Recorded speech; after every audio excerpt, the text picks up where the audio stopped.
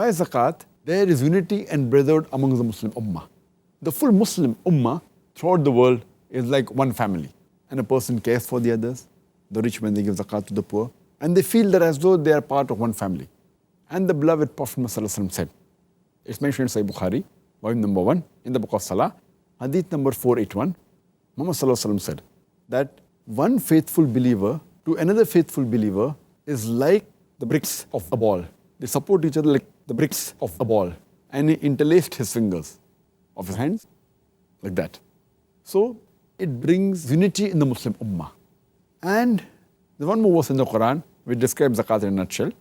Allah says in Surah Al-Hashr, chapter number 59, verse number 7, speaking about zakat, that it prevents the wealth from circulating amongst the rich. So it is sort of an economic order in Islam, zakat.